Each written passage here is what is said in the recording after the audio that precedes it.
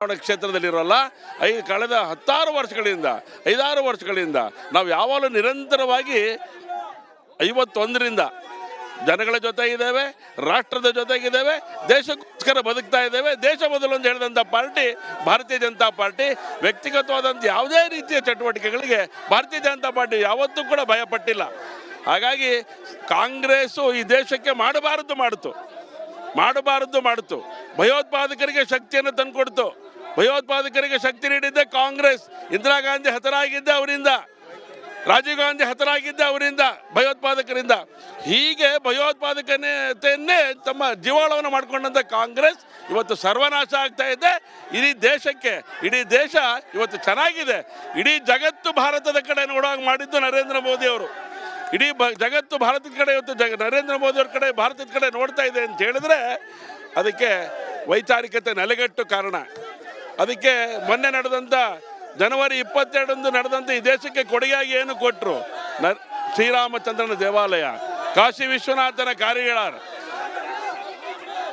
ಕಾಲಭೈರವೇಶ್ವರ, ಈ ರೀತಿಯ ಅನೇಕ ಸಾಂಸ್ಕೃತಿಕ ರಾಷ್ಟ್ರ ನಮ್ಮದು. ಸಾಂಸ್ಕೃತಿಕ ಪರಂಪರೆಗೆ ಶಕ್ತಿ ಕೊಟ್ಟಂತ ರಾಷ್ಟ್ರ ನಮ್ಮದು. ಸರ್, ಈಗ ಕಾಂಗ್ರೆಸ್ನವ್ರಿಗೆ ನೇರ ಪ್ರಶ್ನೆ, ಇವರ ಇಬ್ಬರ ಜಗಳದಲ್ಲಿ ಕಾಂಗ್ರೆಸ್ಗೆ ಲಾಭ ಆಗುತ್ತೆ ಅನ್ನೋ ಲೆಕ್ಕಾಚಾರದಲ್ಲಿ ಏನಾದ್ರೂ ಕಾಂಗ್ರೆಸ್ ಇದೆ ಇವತ್ತು? ಇವರಿಬ್ರು ನಮಗೆ ಲೆಕ್ಕ ಇಲ್ಲ. ಯಾತಕ್ಕೆ ಅಂತ ಹೇಳಿದ್ರೆ ಇವರಿಬ್ರು ಓದಂತವ್ರು ಏನು ಧರ್ಮದ ವಿಚಾರಕ್ಕೆ ಅವ್ರು ರಾಜಕಾರಣ ಮಾಡ್ಕೊಂಡು ಬಂದವರು, ಜಾತಿಯ ವಿಚಾರಕ್ಕೆ ಅವ್ರು ರಾಜಕೀಯ ಮಾಡ್ಕೊಂಡು ಬಂದವರು, ಮೋದಿಯ ಹೆಸರಿನಲ್ಲಿ ರಾಜಕೀಯ ಮಾಡ್ಕೊಂಡು ಬಂದವರು.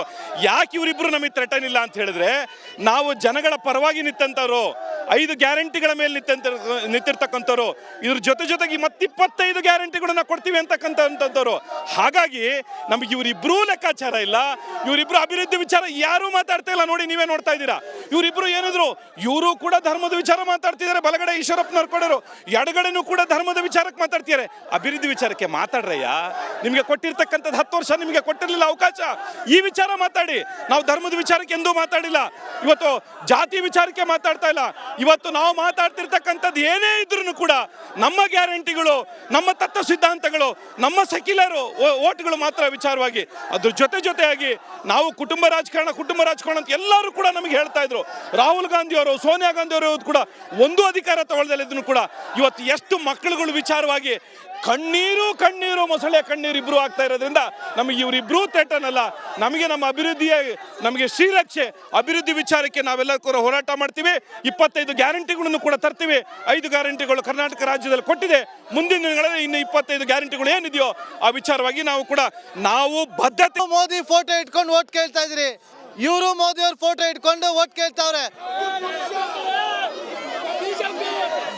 ಇಟ್ಕೊಂಡು ನಾವು ಮಾಡ್ತಾ ಇದ್ದೇವೆ. ಅವರು ಅಭ್ಯರ್ಥಿ ಇಂದು ಬಂಡಾಯ ಹೋದವರು ಇಟ್ಕೊಂಡು ಫೋಟೋ ಬಳಸೋದಾಗತ್ತಿರೋದು. ಅಧಿಕೃತ ಬಿಜೆಪಿ ಅಭ್ಯರ್ಥಿ BY ರಾಘವೇಂದ್ರ ಅವ್ರಿಗೆ ಮಾತ್ರ ಮೋದಿ ಫೋಟೋ ಇಟ್ಕೊಂಡು ಓಟ್ ಕೇಳೋ ಅಂತ ಹಕ್ಕಿರೋದು. ಅಭ್ಯರ್ಥಿಗೆ ಮಾತ್ರ ಮೋದಿ ಫೋಟೋ ಇಟ್ಕೊಂಡು ಓಟ್ ಕೇಳೋ ಅಧಿಕಾರ ಇರೋದು. NDA ಅಭ್ಯರ್ಥಿಗೆ ಮಾತ್ರ, ಬೇರೆಯವರಿಗಿಲ್ಲ, ಅವರಿಗಿಲ್ಲ. ಕೆಜೆಪಿ ಮಾಡುವಾಗ ಎಲ್ಲೋಗಿತ್ತು ಸರ್ ಅವ್ರ ಪವರು? ಮೋದಿ ಪಕ್ಕ, ಬಿಜೆಪಿ ಈಶ್ವರಪ್ಪ ಶಿವಮೊಗ್ಗದಲ್ಲಿ ಹುಟ್ಟಾಕಿರೋದು ಈಶ್ವರಪ್ಪ ಬಿಜೆಪಿನ.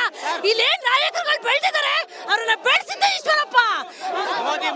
ನಿಜವಾಗ್ಲೂ ಯಡಿಯೂರಪ್ಪ ಅವ್ರು ಇವತ್ತು ಗಂಟು ಮುಟ್ಟೆ ಕಟ್ಕೊಂಡು ಹೋದ್ರೆ ಅವರೆಲ್ಲ ಯಡಿಯೂರಪ್ಪ ನಿಂದ ಹೋಗೋರೆ. ನಿಜವಾಗ್ಲೂ ಮೋದಿ ಹಿಂದಿರೋರು ಇಲ್ಲಿ ದೇಶಭಕ್ತರು. ನಿಜವಾಗ್ಲೂ ಈ ಮೋದಿ ಹಿಂದಿರೋರು ದೇಶಭಕ್ತರು ನಾವಿಲ್ಲಿದ್ದೀವಿ. ಪ್ರತಿ ಸರಿ ಶಿವಮೊಗ್ಗದಲ್ಲಿ ಏನೇ ಹಿಂದೂ ಮುಸ್ಲಿಂ ಗಲಾಟೆ ಆದಾಗ ಪ್ರತಿ ಹಿಂದೂ ಮನೆಗೆ ರೀಚ್ ಆಗ್ತಿದ್ದು ಈಶ್ವರಪ್ಪ ಅವರು. ಯಾವಾಗೂ ರಾಗಣ ಬಂದಿಲ್ಲ.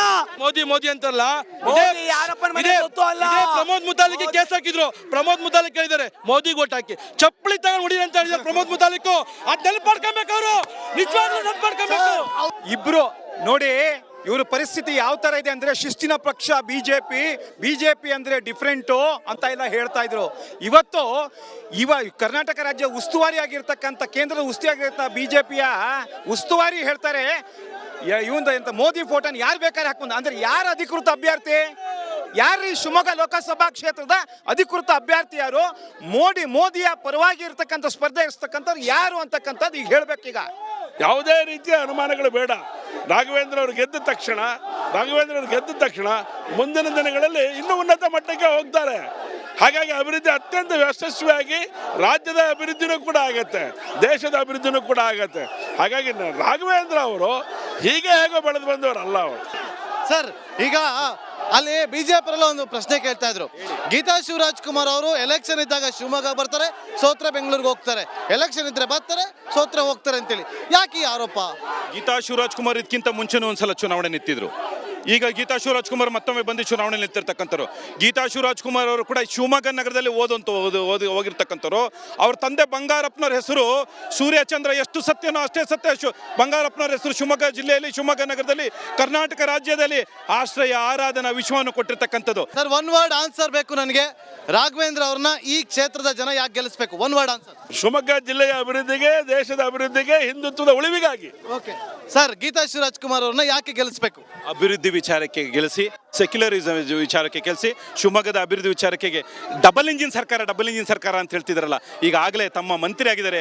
ಅಕ್ಕ ಮತ್ತು ತಮ್ಮ ಸೇರ್ಕೊಂಡು ಈ ಶಿವಮೊಗ್ಗ ಜಿಲ್ಲೆನ ಖಂಡಿತವಾಗ್ಲೂ ಅಭಿವೃದ್ಧಿ ಮಾಡ್ತಾರೆ ಅಂತಕ್ಕಂಥದ್ದು ಕೂಡ ಡಬಲ್ ಇಂಜಿನಿಗೋಸ್ಕರ, ಅಭಿವೃದ್ಧಿಗೋಸ್ಕರ, ಗ್ಯಾರಂಟಿಗಳನ್ನು ಪೂರೈಸೋದಕ್ಕೋಸ್ಕರ ಗೆಲ್ಲಿಸಿ. Sir, one word answer. Eshwarappa ಅವ್ರನ್ನ ಯಾಕೆ ಗೆಲ್ಲಿಸ್ಬೇಕು?